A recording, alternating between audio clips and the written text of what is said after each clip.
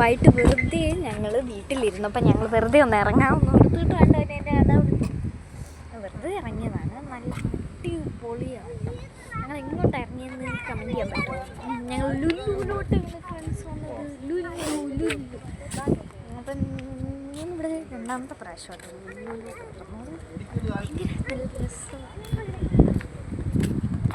അപ്പം നമ്മളിന്ന് ലുലു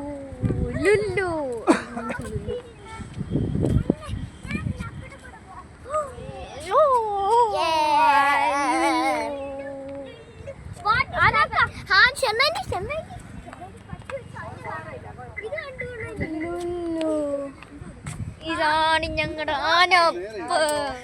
അയ്യോ ജോക്കർ. അയ്യോ അവൻ പെട്ടെന്ന് മനസ്സിലാക്കിയത് ജോക്കർ.